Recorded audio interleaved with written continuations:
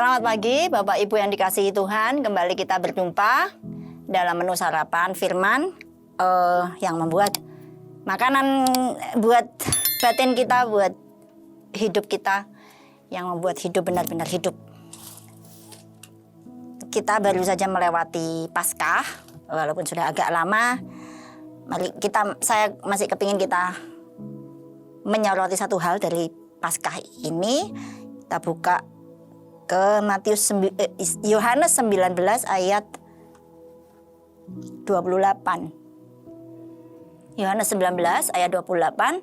Sesudah itu, karena Yesus tahu bahwa segala sesuatu telah selesai, berkatalah ia, supaya genaplah yang ada tertulis dalam kitab suci, aku haus. Beberapa minggu yang lalu, Bapak Gembala di hari Paskah, hari Jumat itu, Bapak Gembala membawakan firman tentang perkataan-perkataan Yesus di salib. Salah satunya, aku haus ini. Waktu saya membaca ini, saya kembali dapat suatu ketakjuban tentang pribadi Yesus. Bahwa waktu dia sangat di puncak segala penderitaan, secara natural, secara manusiawi, sudah pasti orang itu akan tidak bisa memikirkan yang lain kecuali kesakitannya sendiri. Itu memang manusiawi, itu sangat normal, itu naturalnya daging kita mestinya seperti itu. Tetapi di sini ada kata-kata yang bilang waktu dia tergantung-gantung dengan sangat menderita, waktu dia punya segala alasan untuk mengasihani diri, untuk berpusat sama diri sendiri, untuk menyalahkan semua orang, bahwa kenapa gara-gara kamu berdosanya begitu banyak saya sampai menderita seperti ini padahal saya nggak salah apa-apa dan sebagainya. Dia di situ mau memutuskan, dia mau ngomong apa sekalipun, itu dia mikir apa kata Alkitab, apa kata Tuhan. Dia bilang di situ waktu dia tahu segala sesuatu telah selesai, dia berkata sesuatu, perkataannya itu dia cocokkan dengan kitab suci. Dia bilang, ini aku akan katakan ini karena memang kitab suci mengatakan ini. Karena Allah di dalam gulungan kitabnya tentang aku, dia menyuruh, menginspirasi aku untuk mengatakan ini. Aku haus. Itu terdapat dalam nubuatannya di Perjanjian Lama adalah Mazmur pasal 69 ayat 22. Bahkan mereka memberi aku makan racun dan pada waktu aku haus mereka memberi aku minum anggur asam. Roh Tuhan itu sangat begitu menguasai, berkuasa sepenuhnya dan merasuk gitu ya, mungkin istilah yang lebih gampang dimengerti. Merasuk di dalam Yesus sampai waktu dia sangat menderita dan punya paling punya alasan untuk berpusat sama diri sendiri. Pada waktu itu sajalah gitu ya. Selama hidupnya itu tidak pernah mikirkan diri, berpusat berpusat sama kehendak Allah dan bagaimana mengerjakan kehendak Allah dalam hidup orang-orang lain, dalam komunitas di mana dia berada.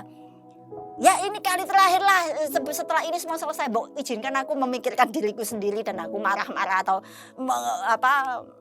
begitu ya, mengasihani diri atau sebagainya. Tapi enggak, bahkan di saat terakhir itu dia masih dia dikuasai roh Tuhan dan begitu lupa sampai yang dipikirkan cuma tetap gimana aku menggenapi kehendak Tuhan pada waktu aku sedang di puncak segala penderitaan.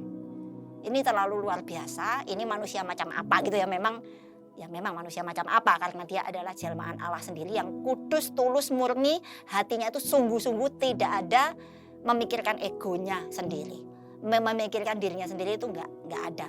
Yang dia pikir kepentingan bersama, komunitas kerajaan Allah. Apa yang dia lakukan sampai yang sedetil sekecil-kecilnya, bahkan ngomong apa waktu di saat paling menderita itu pun semua menggambarkan pembangunan kerajaan Allah.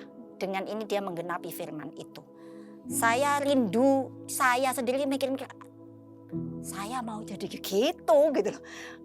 Sekarang kita tidak nyaman sedikit aja sudah ngeroeng gitu ya. Aku tidak nyaman gini, tapi ya nanti berproses agak lama baru oke, saya bisa terima. Itu harus seperti itu ya, kita dalam kelemahan kita sebagai manusia. Tapi kita mengagumi Yesus dan semakin mengagumi Dia dan semakin terinspirasi untuk mencontoh Dia dan semakin percaya bahwa kita sedang dibawa ke arah sana. Bukan kita yang mengerjakan itu, bukan kita yang mengerjakan perubahan itu, tapi Roh Allah yang disebabkan oleh kebangkitan Yesus dari antara orang mati, itulah yang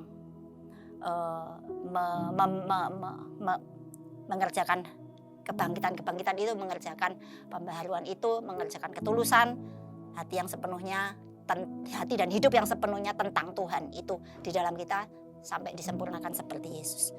Demikian renungan ini. Kita baca ayat terakhir di dalam Mazmur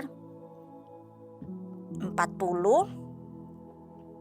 ayat 8 dan 9. Ini juga diulang, ini nubuatan yang diulang di Ibrani, bahwa inilah salah satu bagian di mana Yesus mengacu perjalanan hidupnya di bumi itu, mengacu ke seperti kata kitab suci itu adalah hal-hal seperti ini. Ibrani 40 ayat 8 dan 9. Lalu aku berkata, sungguh aku datang. Dalam gulungan kitab ada tertulis tentang aku suka melakukan kehendak-Mu ya Allahku, Taurat-Mu ada dalam dadaku. Jadi di sini Yesus sungguh-sungguh hidupnya hanya untuk melakukan kehendak Bapa di sorga. Untuk itulah Dia datang, untuk itulah Dia hidup. Mati hidupnya semua adalah tentang tergenapinya rencana Tuhan, kerajaan Allah datang di bumi. Ini diulang lagi di Ibrani ini. Kalau Ibrani pasal 10 menegaskan bahwa Yesus benar-benar inilah tujuan Yesus. Tujuan Yesus datang dan hidup di dunia, dan kita pun mau terinspirasi, dibangkitkan oleh Roh Kudus untuk timbul keinginan itu juga. Hidupku tentang melakukan kehendak Allah. Sekian dan terima kasih, Tuhan Yesus berkati.